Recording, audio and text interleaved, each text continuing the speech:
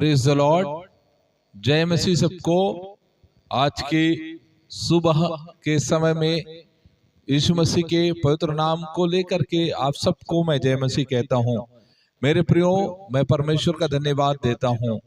Romeo के पत्री के परिचय और पौलुस के जीवन परिचय को आप सभी लोगों ने बड़े ध्यान से सुना और सीखा, और आपने जो सवाल दिया गया उन सवालों का जवाब दिया। इसके लिए मैं आपको हृदय के गहराई से धन्यवाद देता हूं। आज हम क्लास को आगे लेकर जाएंगे और आज हम रोमियो की पत्री के एक अध्याय को हम लोग सीखेंगे।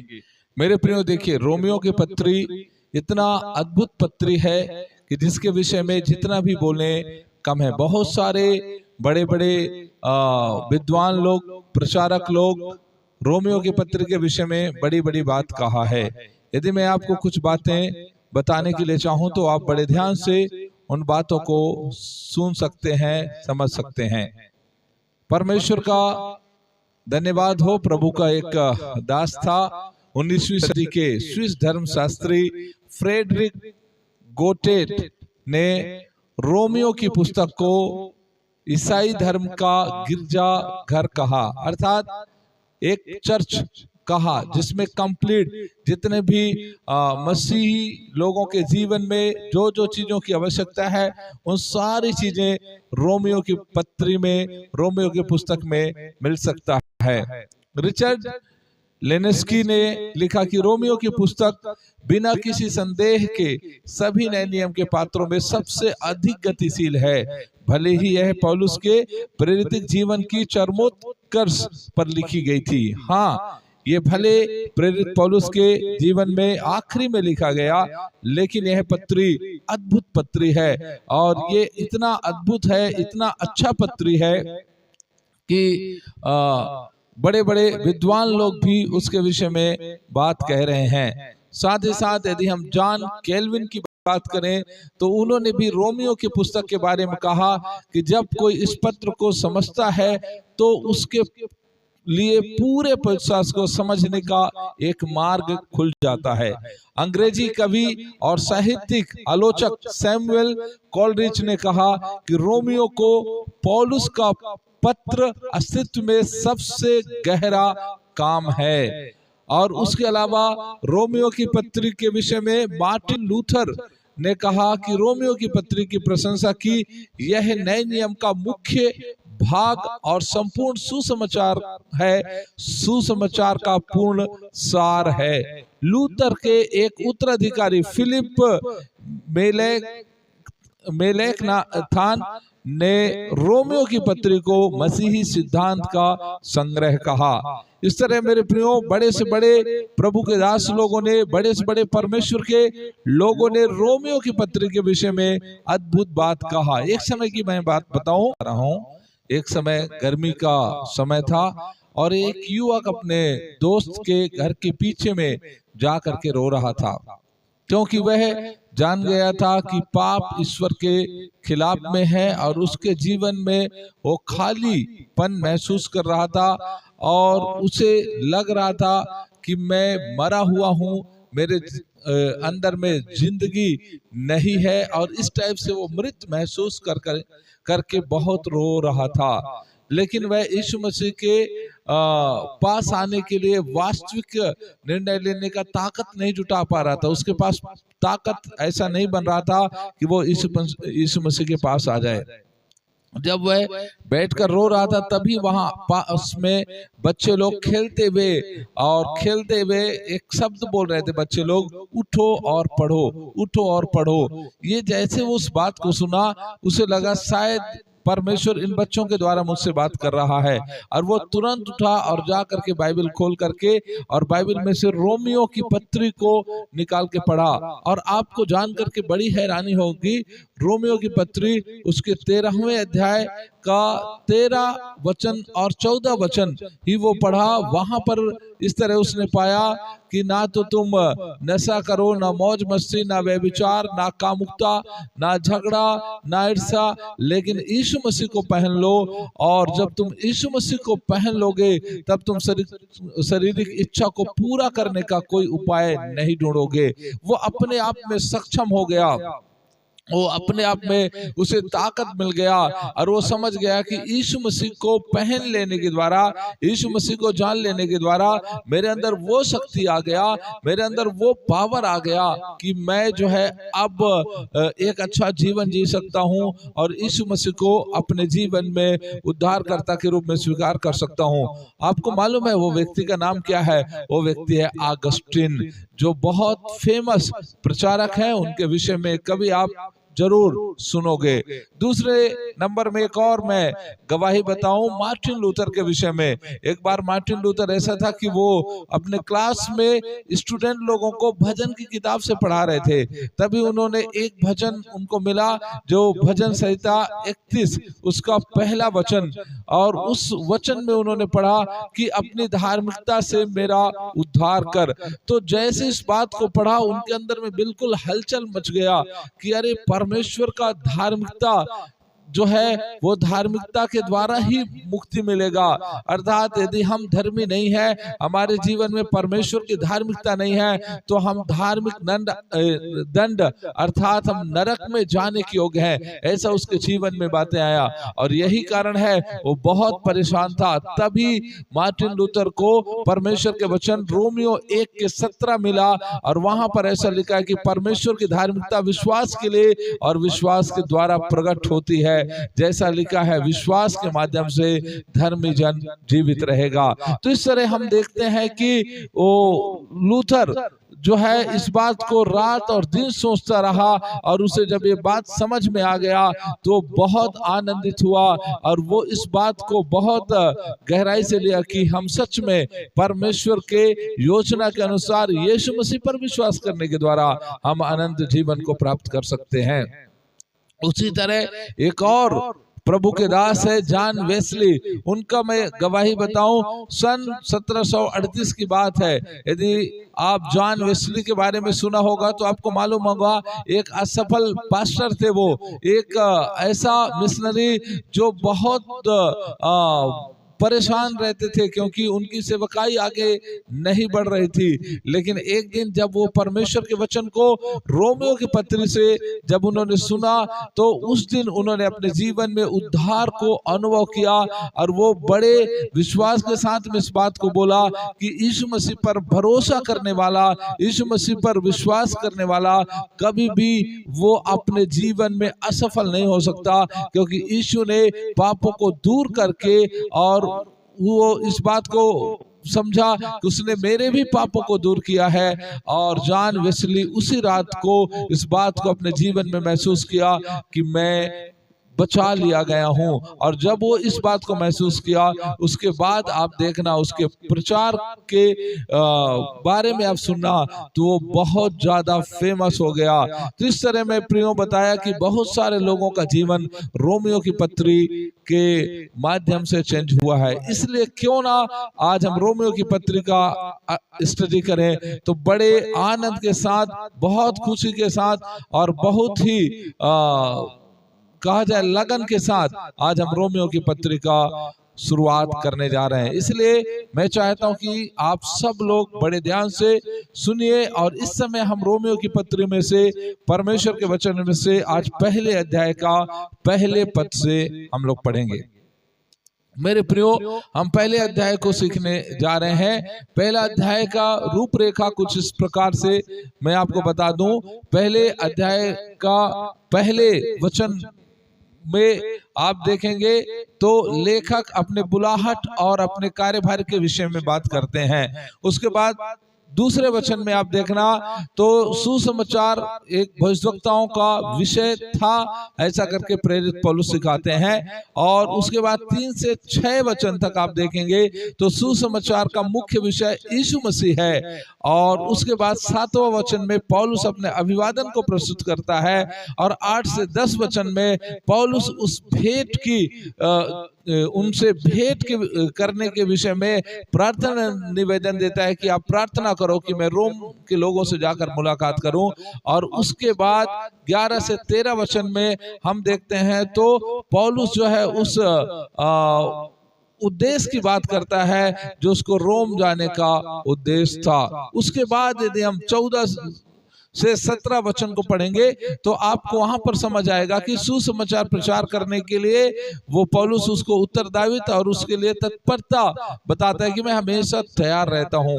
और अगला 16 और 17 वचन में आप देखेंगे तो पौलुस कहता है सुसमाचार समस्त विश्वासियों के लिए छुटकारे के लिए परमेश्वर का सामर्थ है। और 17वें वचन को हम देखेंगे तो आपको पता चलेगा यही सुसमाचार विश्वासियों के लिए परमेश्वर की धार्मिकता है।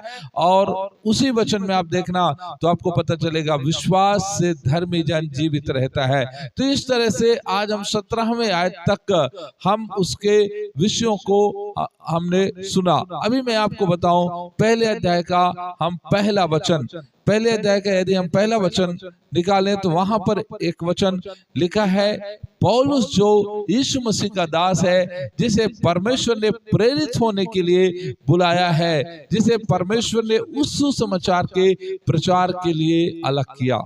अभी ध्यान दीजिए यही वो विषय है जिसको आज हमको सीखने की आवश्यकता है, सीखने की जरूरत है। यहाँ पर प्रेरित पौलुस जब पत्रियों को लिखता है तो मैं आपको परिचय में बताऊं कि पौलुस एक बहुत विद्वान व्यक्ति था, बहुत ज्ञानी व्यक्ति था और वो बहुत अच्छी रीति से पत्रियों को लिखता है और उसके कंटेंट इतना अच्छा है कि लोगों की जिंदगियों को बदल देता है। यहाँ पर पौलुस अपने बुलाहट के विषय में और अपने कार्यभार के विषय में बात करता है। सबसे पहले पौलुस कहता है कि जो यीशु मसीह का दास है, अपने आप को पौलुस दास कहता है। दूसरा बात यहाँ पर प्रेरित होने के लिए बुलाया गया और तीसरी बात कहता है कि उस सुसमाचार के प्रचार के लिए और चौथी बात कहता है अलग किया गया। तो यहाँ पर हम लोग देखेंगे पहला दास, दूसरा प्रेरित, तीसरा बुलाया गया, चौथा अलग किया गया और एक और पांचवा विषय इसमें से हम देखेंगे वो है सुसमाचार के लिए, उस सुसमाचार के प्रचार के लिए।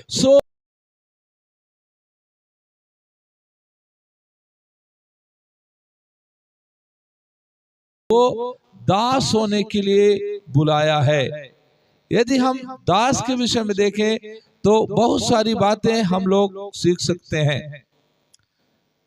सबसे पहली बात यह है कि यूनानी भाषा में दास को डोलस करके कहा जाता है यूनानी भाषा में,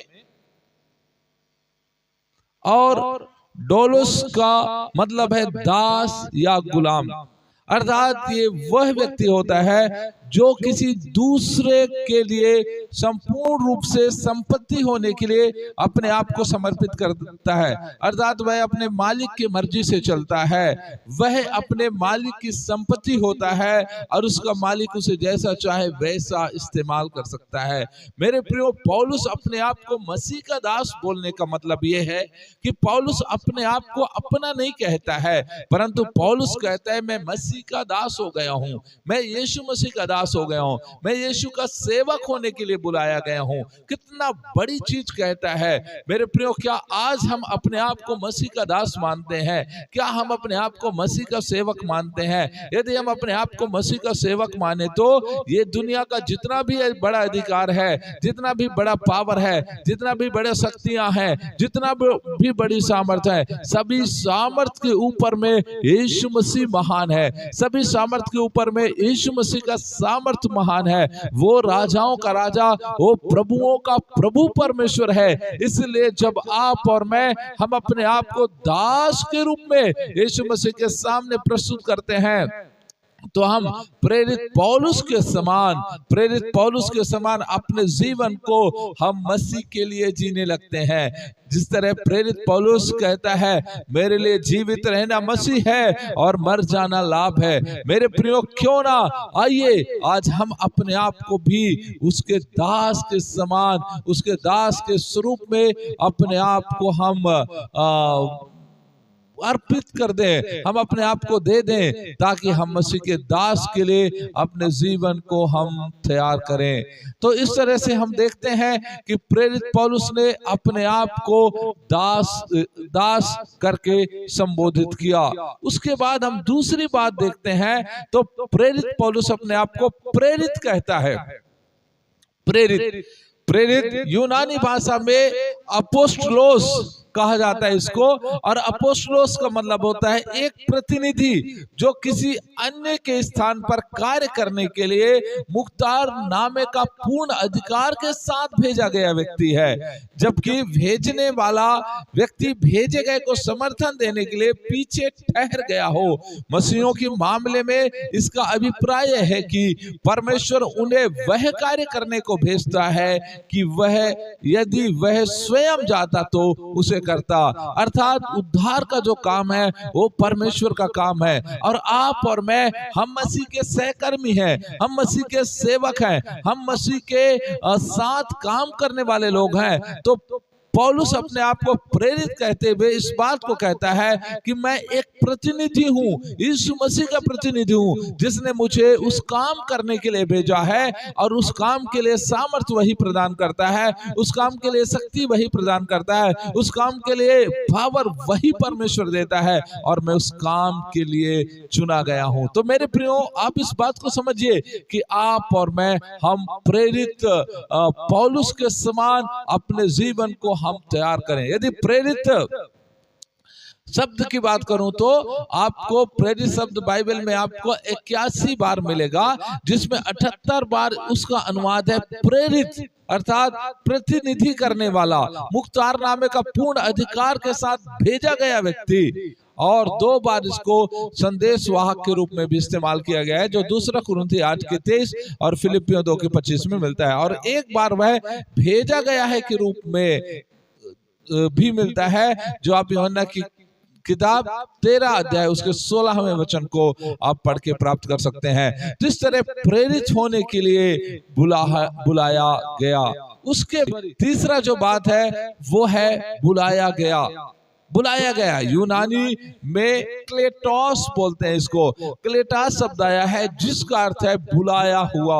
मेरे प्रियो, प्रेरित पौलुस कुछ भी शब्दों को यूज करता है तो वो ऐसे ही यूज नहीं करता, बल्कि वो बहुत ही सोच समझ करके, बहुत ही बुद्धिमानी के साथ, बहुत ही कहा जाए पावर के साथ उन शब्दों को इस्तेमाल करता है, बहुत ही चुना हुआ शब्द को। इसीलिए यहाँ पर कहता है मुझे बुलाया गया, अर्थात एक अलौकिक रूप से चुना हुआ व्यक्ति, किसी विशेष काम के लिए नियुक्त किया गया व्यक्ति।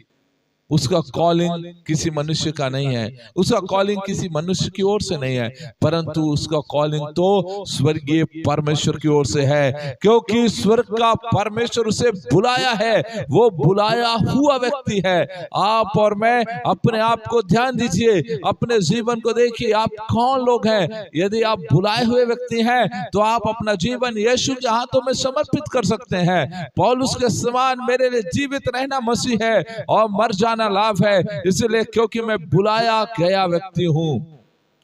चौथी बात, केवल बुलाया गया नहीं, बल्कि पौलुस कहता है अलग किया गया व्यक्ति है, अलग किया हुआ। आपको मालूम है, अलग किया जाना, अलगताई का जीवन जीना, अलग किया हुआ। यूनानी भाषा में यदि हम इस शब्द को देखें तो ये शब्द है एफोराइडजो शब्द आया है, जिसका अर्थ है अलग करना या पृथक करना या बांटना।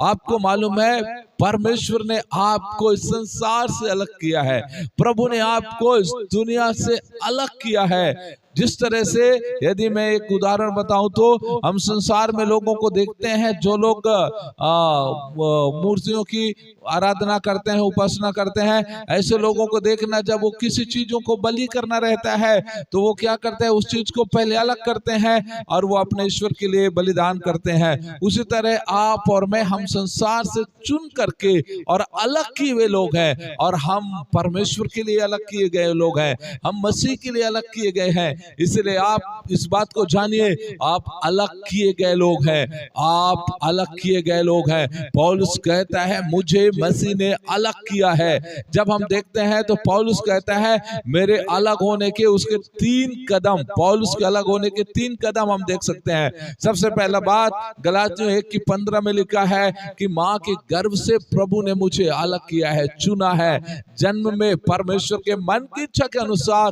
पौलुस अलग हुआ है। उसके बाद हम देखते हैं दूसरा अलगाव उसके जीवन में परिवर्तन के समय वो यहूदीवाद से सुसमाचार की ओर फिर गया, परिवर्तन हो गया।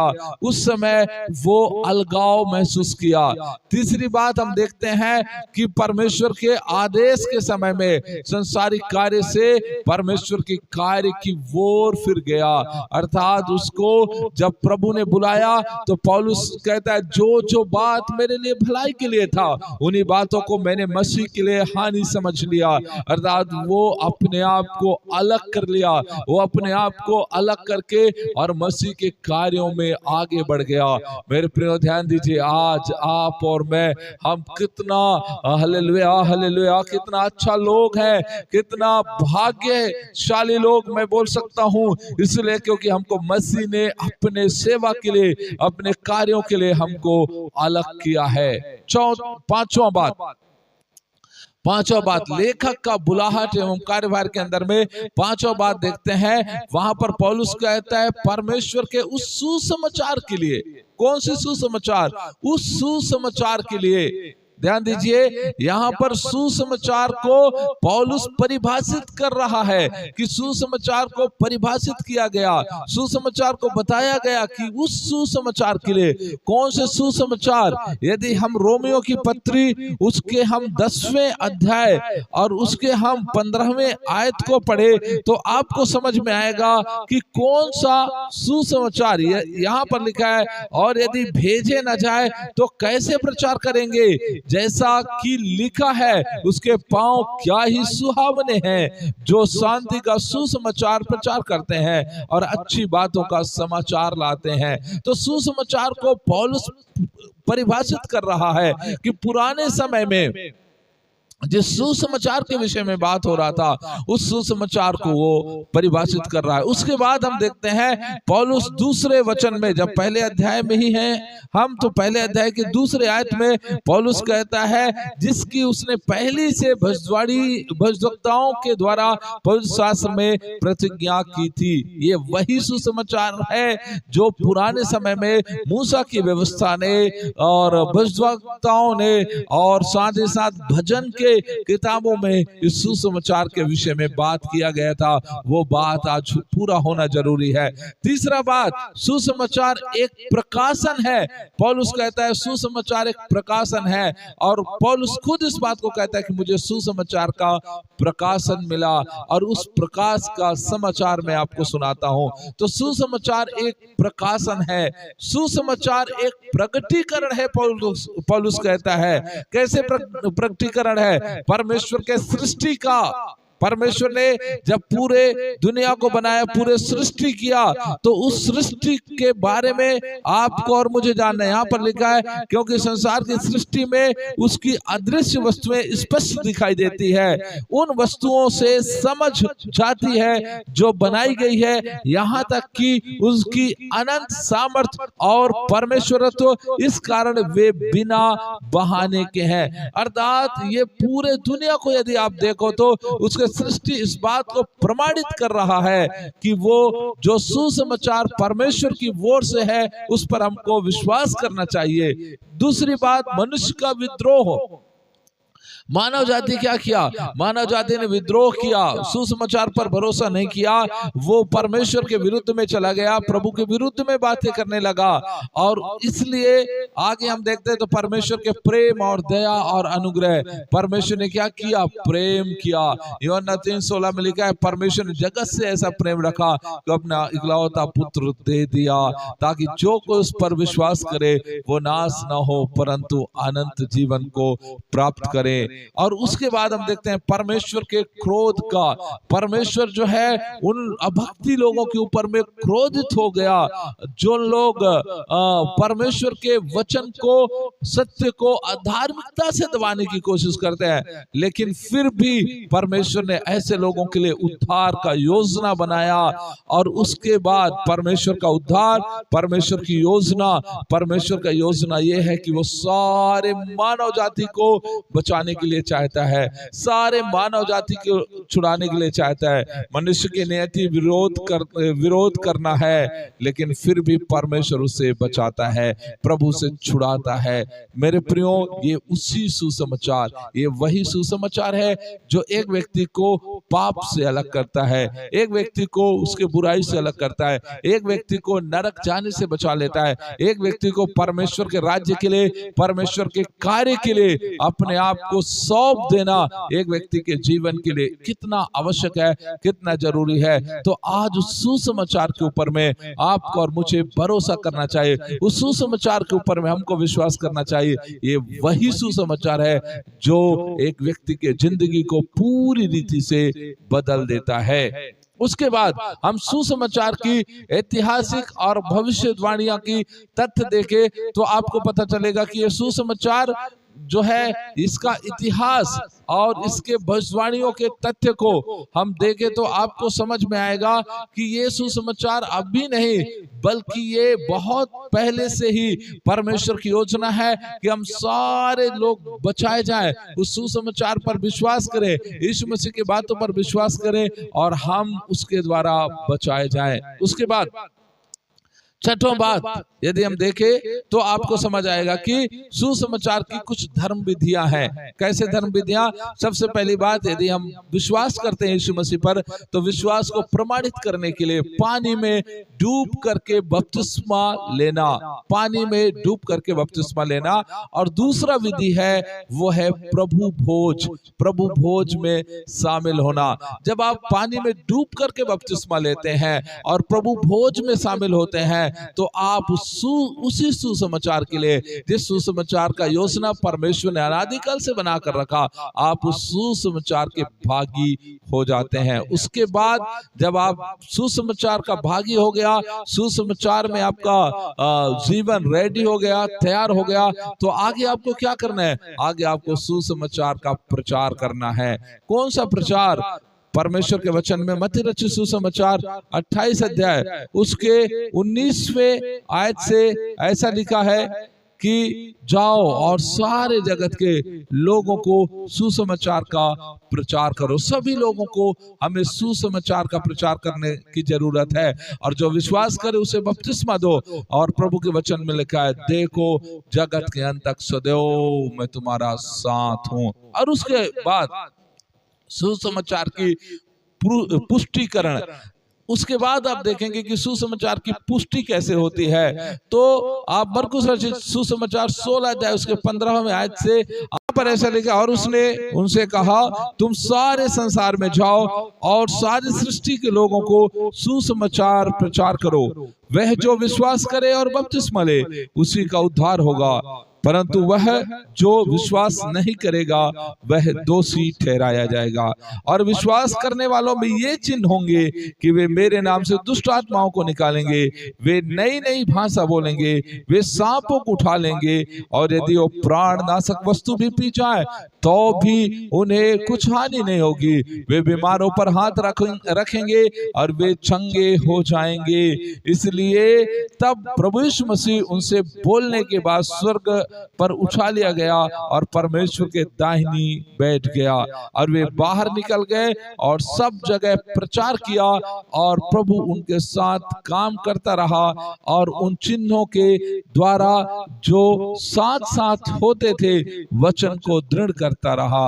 आमीन। अब यहाँ पर देखिए सुसमाचार की पुष्टि कि किस तरह सुसमाचार पर लोग भरोसा किया, और भरोसा करने के बाद वो सामर्थ उनके जीवन में आ गया, वो पावर उनके जीवन में आ गया, वो पावर उनके जीवन में आ गया, वो शक्ति उनके जीवन में आ गया, वो ताकत उनके जीवन में आ गया और उस ताकत के द्वारा वो बड़े बड़े काम करने लगे। उस ताकत के द्वारा वो लोग बीमारों पर हाथ रखते थे, बीमार चंगे हो जाते थे। वो ताकत के द्वारा अद्भुत काम करने लगे, सुसमाचार का प्रचार करने लगे और लोग विश्वास में आने लगे। मेरे प्रियो, पौलुस कहता है उसी सुसमाचार के लिए मुझे बुलाया गया है। हालेलुया।